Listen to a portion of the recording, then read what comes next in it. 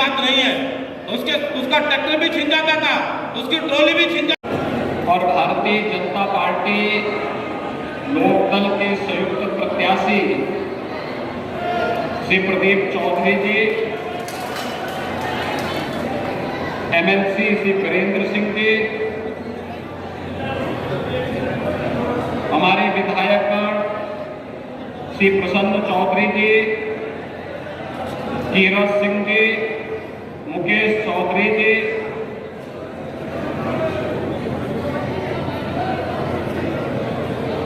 पूर्व विधायक श्री तेजेंद्र निर्वाल जी,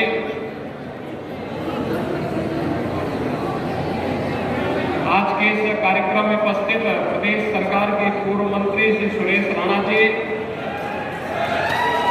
जिला पंचायत अध्यक्ष श्रीमती मधु गुर्जर जी, मनोज सिवाज जी, धर्मेंद्र भाई का अवसर प्राप्त हुआ है। पौराणिक और ऐतिहासिक परंपरा से जुड़ी हुई इस धरा को, जिसने इतिहास में अनेक उतार चढ़ाव देखे हैं और इतिहास को अपनी आंखों के सामने बनते हुए देखा है, इसको नमन करता हूं और आप सबका हृदय से मैं अभिनंदन करता हूं। भाइयों बहनों, मैं आज आपके बीच में इसलिए आया हूं केवल आपको एक बात बताने के लिए कि लोकतंत्र ने आपको मताधिकार, एक समान मताधिकार के साथ जोड़ा है। एक वोट हर वयस्क मतदाता का भारत के अंदर है और इस वोट की कीमत क्या होती है? आपसे ज्यादा कोई दूसरा उसका जीता जागता उदाहरण नहीं है। यह वोट जब गलत हाथों में जाता है तो किराना में पलायन होता है और कर्फ्यू लगता है, लेकिन यही वोट जब सही हाथों में जाता है तो आपकी कावड़ यात्रा भी निकलती है और विकास भी धूम धड़ाके के साथ आगे होता है। आपका एक वोट कितना कीमती है, गलत हाथों में जाता है तो वह अराजकता का कारण बनता है। बेटी और व्यापारी दोनों की सुरक्षा खतरे में पड़ती है, अन्नदाता किसान की सुरक्षा खतरे में पड़ती है। लेकिन यही वोट जब मोदी जी के नेतृत्व में भारतीय जनता पार्टी को प्राप्त होता है तो नौजवान को आजीविका भी मिलती है, बेटी और व्यापारी सुरक्षित भी होता है और आस्था को भी सम्मान मिलता है। मैं सचमुच पिछले 15 दिन से होली के कार्यक्रमों को बहुत नजदीक से यूपी के अंदर देख रहा था। अयोध्या में भी, काशी में भी, मथुरा वृंदावन में भी और हर जनपद में। अयोध्या में मैं पिछले कई दशकों से एक गाना सुनता था, होली खेले रघुबीरा, होली खेले रघुबीरा, लेकिन मन दुख होता था जब गत वर्ष तक जन्मभूमि पर रामलला नहीं दिखते थे। आज 500 वर्षों के बाद पहली बार अवसर आया है जब अयोध्या में सचमुच रामलला ने भी होली खेली। एक वोट कैसे देश की तकदीर और तस्वीर बदल देता है कि आज नए भारत के रूप में भी हम देख सकते हैं। 5 वर्ष 10 वर्ष पहले क्या स्थिति थी? भारत के पासपोर्ट की कोई कीमत नहीं थी। कोई भी भारतीय, वो किसी जाति, किसी मत, किसी मजहब, किसी क्षेत्र, किसी भाषा का रहने वाला क्यों ना हो, वो दुनिया के अंदर जाता था, सम्मान नहीं पाता था। लेकिन आज जब भारतीय के रूप में आप दुनिया के अंदर आप कहीं भी जाएंगे, बड़े सम्मान की निगाहों से देखे जाते हैं। भारत की सीमाएं सुरक्षित हुई हैं, आंतरिक और सुरक्षा की स्थिति बेहतर हुई है। आतंकवाद हो, नक्सलवाद हो, उग्रवाद हो, ये पूरी तरह नियंत्रण में है। एक तरफ इस प्रकार का वातावरण, दूसरी तरफ विरासत को सम्मान। काशी में काशी विश्वनाथ धाम बन रहा है, अयोध्या में प्रभु रामलला का भव्य मंदिर का निर्माण, और आजादी के उन सभी बंदों का सम्मान किस रूप में हुआ है। आजादी के अमृत महोत्सव वर्ष में हर घर तिरंगा के माध्यम से हम सब ने उस आयोजन के साथ जुड़ करके देखा है। तक सीमित नहीं है, अभी हाल ही में किसानों के मसीहा चौधरी चरण सिंह जी को भारत का सर्वोच्च नागरिक सम्मान भारत रत्न प्राप्त हुआ है। एक विरासत का सम्मान है। चौधरी साहब किसानों के मसीहा थे, और उत्तर प्रदेश के लिए तो गौरव की बात इसलिए भी है कि उत्तर प्रदेश के मुख्यमंत्री के रूप में भी उनका बहुत दिनों तक मार्गदर्शन उत्तर प्रदेश वासियों को प्राप्त हुआ। एक लंबे समय तक उन्होंने किसानों के लिए, दबे कुचलों के लिए, समाज के अंतिम पायदान पर बैठे हुए व्यक्ति के लिए अपनी आवाज बुलंद की थी। देश की सरकारों को झकझोरा था कि भारत को विकास की बुलंदियों तक पहुंचाना है, तो इसका रास्ता गांव के खेत और खलिहानों से होकर के जाता है, और इसके लिए किसानों का सम्मान करना पड़ेगा। चौधरी साहब जी को यही सम्मान व्यक्त करते हुए प्रधानमंत्री मोदी जी ने देश के अंदर 12 करोड़ किसानों को प्रधानमंत्री किसान सम्मान निधि की सौगात दी। किसान पहली बार 6,000 रुपए सालाना प्राप्त कर रहा है। यह चौधरी साहब का सम्मान है, और इसीलिए आज हम सब आपके बीच आए हैं कि एक तरफ विरासत को विकास के साथ जोड़ने वाली मोदी जी के नेतृत्व की भारतीय जनता पार्टी गठबंधन की सरकार है, जिसने तुष्टीकरण को नहीं बल्कि बिना भेदभाव के हर नागरिक की संतुष्टि को आधार बनाया है। सबका साथ और सबका विकास जिसका मंत्र है, वो अभियान पुरजोर तरीके से हम सब देख सकते हैं। जो हो रहे हैं, highway, railway, airport, medical college, IIT, IIM, पश्चिमी उत्तर प्रदेश में प्रदेश का पहला स्पोर्ट्स यूनिवर्सिटी हम लोग सरदना में बना रहे हैं। सहारनपुर में मां शाकंभरी के नाम पे विश्वविद्यालय बन रहा है। एक नए भारत का नया उत्तर प्रदेश, और जिसके लिए मोदी जी कहते हैं ना कि हमें विकसित भारत की संकल्पना को साकार करना है, तो विकसित भारत होगा तब जब विकसित उत्तर प्रदेश होगा, और उत्तर प्रदेश तब विकसित होगा जब हमारा शामली, हमारा सहारनपुर भी विकसित होगा। विकास के लिए सुरक्षा चाहिए। 17 के पहले यहां पलायन होता था, व्यापारी पलायन करता था, नागरिक पलायन करता था, लेकिन अब व्यापारी और यहां का नागरिक पलायन नहीं करता है, अपराधी अब यहां का पलायन करता है। पहले अन्नदाता किसान से लेकर के हमारा व्यापारी और बेटी भी सुरक्षा की गुहार लगाती थी, कोई सुनवाई नहीं होती थी, और अब एक अपराधी गले में तख्ती लटका करके अपने जीवन की भीख मांगने के लिए मजबूर होता है। कहता साहब जान बकस दो, आगे से ठेला लगा करके गुजर बसर कर दूंगा, किसी को हम छेड़ेंगे नहीं।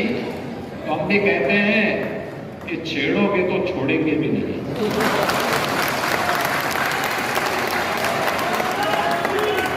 आप मुझे बताओ, पिछली सरकारों ने कर तो कावड़ यात्रा दी है, कावड़ यात्रा 2 धड़ाके के साथ निकाली, कोई रोक टोक नहीं। यानी एक वोट की कीमत देश को भी कहां पहुंचा सकता है, नागरिक सम्मान को कहां ले जा सकता है, और सभी लोगों को बिना भेदभाव की सुरक्षा भी दे सकती है। और इसके लिए यह प्रबुद्ध सम्मेलन समाज के हर तबके का व्यक्ति यहां पर आया है। अधिवक्ता भी है, चिकित्सक भी है, शिक्षक भी है, व्यापारी भी है, इंडस्ट्री से जुड़े हुए लोग भी हैं, पेट्रोलियम डीलर एसोसिएशन से जुड़े हुए लोग भी हैं, जनप्रतिनिधि भी है, और समाज के विभिन्न तबकों से जुड़े हुए लोगों को बुलाया गया है। ये समाज का माहौल बनाते हैं, समाज को लीड करते हैं। और आपके यहां तो पहले चरण में ही चुनाव है 19 अप्रैल को, लेकिन अंतिम चरण में 1 जून को चुनाव है पूर्वी उत्तर प्रदेश में। अगर पहले चरण के मतदान के लिए आप अपने आप को तैयार कर लेंगे और पहले दिन से ही तय कर लेंगे कि नहीं, हमें चुनाव के मतदान के लिए स्वयं भी वोट पोल करना है और लोगों को वोट पोल करने के लिए प्रेरित करना है, अगर आप ये तय कर लेंगे तो मित्रों, मतदान का जो प्रतिशत 30, 40, 50 और 60% तक सीमित रह जाता है, इसी प्रतिशत को हम बढ़ा करके 80 और 90% तक कर सकते हैं। और यही सही लोकतंत्र है, जहां बिना भेदभाव के हर व्यक्ति अपने मताधिकार का प्रयोग कर सके। हमें उसके लिए तैयार होना पड़ेगा और इसके लिए नेतृत्व वर्ग को पहले जागरूक होना पड़ेगा, पहले लोगों को बताना क्या सही है क्या गलत है। प्रदीप चौधरी हमारे यहाँ के सांसद हैं, भारतीय जनता पार्टी गठबंधन ने फिर से उनको प्रत्याशी बनाया है और हमारा दायित्व बनता है कि प्रदीप चौधरी का इंतजार ये ना करें कि साहब हमारे घर में जब आएंगे, जब बोलेंगे तब हम जाएंगे। ये हमारा दायित्व बनता है कि हम स्वयं प्रदीप चौधरी बने और मोदी जी की झोली में 13वां लोकसभा सीट को एक बार फिर खूब धड़ाके के साथ फिर दे देते हैं। ये हम सबका दायित्व बनता है और इसी के लिए आपका आह्वान करने के लिए आए, सब चुनावी सभा करने के लिए हम लोग आएंगे, लेकिन चुनावी सभा के पहले हमारे प्रबुद्ध जनों का पालन करते हुए समाज में एक माहौल बनाए कि देश के अंदर की जो आवाज है कि फिर एक बार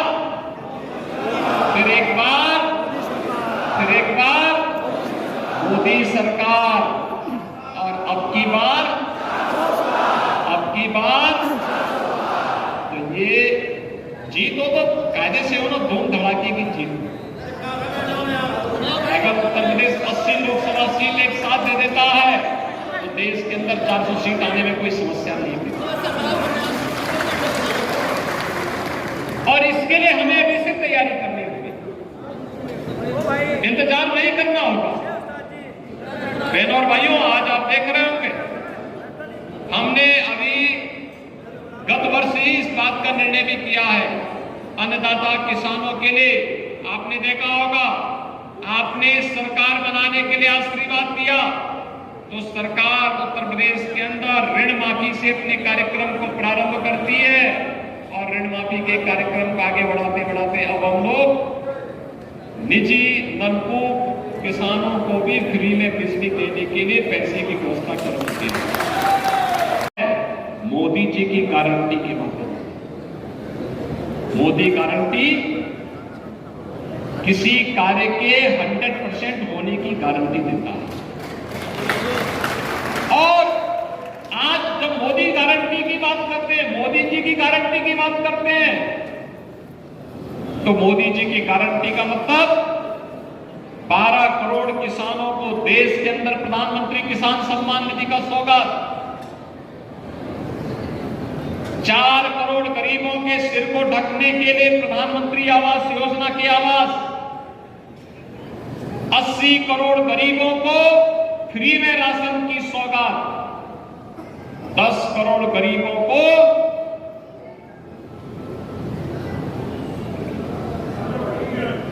मित्रों 10 करोड़ गरीबों को उत्तर प्रदेश के अंदर और देश के अंदर 60 करोड़ गरीबों को आयुष्मान भारत में 5 लाख रुपए की स्वास्थ्य बीमा का कवर,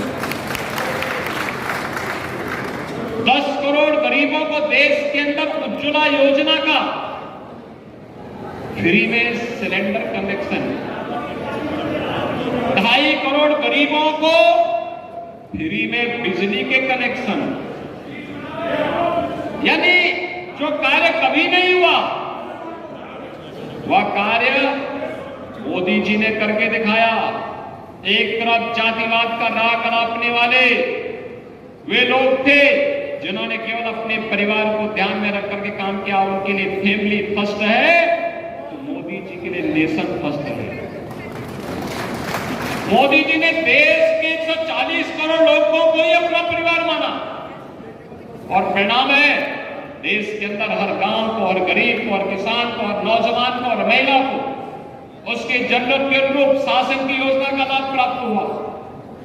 और यही कारण है कि आस्था का अबेर आजीविका हो गई। देश के अंदर एक नई पहचान प्राप्त हो रही है, एक नए भारत का दर्शन दुनिया कर रही है। तो नए भारत में नया उत्तर प्रदेश भी दमदार तरीके से खड़े होकर के देश की अग्रणी अर्थव्यवस्था बनने की ओर चल रहा है। और उसी अग्रणी अर्थव्यवस्था के रूप में शामली जनपद का कैराना लोकसभा सीट का भी अपना महत्व है। और अब तो सोने पे सुहागा हो गया कि बीजेपी के साथ साथ अब राष्ट्रीय लोकदल भी इस अभियान का हिस्सा बनकर के हम सब मिलकर के विकास के लिए भी और विरासत के लिए भी कार्य करेंगे, नौजवान की आजीविका के लिए भी कार्य करेंगे और किसान के सम्मान के लिए भी कार्य करेंगे। बेटी की सुरक्षा का भी पुख्ता व्यवस्था करेंगे और व्यापारी की समृद्धि के लिए भी मार्ग प्रशस्त करेंगे। इंफ्रास्ट्रक्चर के बड़े बड़े कार्य होंगे तो साथ साथ गांव की कनेक्टिविटी को भी बेहतर करेंगे। हर घर नल की योजना लागू होगी तो यमुना मैया की सफाई की पुख्ता व्यवस्था भी होगी। हमने कैराना में पहले तय कर दिया है, वहां पे पीएससी की हमारी पानी का गठन हो रहा है, पूरी एक पानी वहां गठित होने जा रही है। और इसके बाद आप देखना सुरक्षा का बेहतर माहौल। आज पश्चिमी उत्तर प्रदेश में बेटी यहीं पे रह करके पढ़ रही है। जो पहले बेटी की शादी होती थी, माँ बाप इस बात के लिए कहते थे बेटी तो कराए थे, लेकिन उस बेचारी की गलती क्या थी कि पिछली सरकारों ने ऐसा माहौल दे दिया कि बेटी को पढ़ाई करने के लिए भी घर छोड़ करके जाना होता। अब बेटी अपने माँ बाप के साथ रहकर के पूरी पढ़ाई कर रही है। ये उत्तर प्रदेश के लिए गौरव की बात है। उत्तर प्रदेश ने करके दिखाया हमारा व्यापारी सुरक्षित है। तो आज कैराना में फिर से, शामली में फिर से व्यापार फल फूल रहा है। मैं देख रहा था, मैं देखता हूं, अक्सर मैं आंकड़े मंगाता हूं, जनपदों की भी जानकारी मंगाता हूं और तब मुझे लगता है कि हम सही दिशा में आगे बढ़ रहे हैं। और मित्रों उसी अभियान को आगे बढ़ाने के लिए आज मैं आपके पास आया हूं।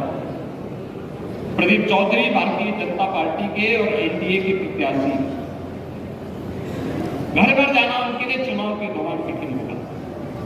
5 वर्ष तक आप उनसे खूब सेवा लीजिए, गांव गांव बुलाइए, मोहल्ले मोहल्ले बुलाइए। हम लोग भी उनको इस बात के लिए फ्री देंगे कि भाई आप जाइए, हर गांव में जाइए। लेकिन चुनाव के दौरान हर गांव, हर घर तक पहुंचना कठिन होगा। इसके लिए आपको स्वयं प्रदीप चौधरी का और मोदी जी का प्रतिनिधि बनकर के गांव गांव, घर घर जाकर के लोगों को जागरूक करना। और इसी के लिए मैं आया आपके साथ आह्वान करने के लिए। चुनावी सभा के पहले हमारी ये रणनीति तय हो जाए और चुनाव के बाद फिर से धूम धड़ाके के साथ वे गांव गांव की यात्रा के साथ जुड़ेंगे। इस विश्वास के साथ आज देश के अंदर की जो आवाज है, उस आवाज के साथ हम सब भी जुड़ेंगे कि फिर एक बार सुनना नहीं है। फिर एक बार 400 पार। मोदी सरकार, फिर एक बार मोदी सरकार के संकल्प के साथ हमें मोदी जी को तीसरी बार देश का प्रधानमंत्री बनाना है।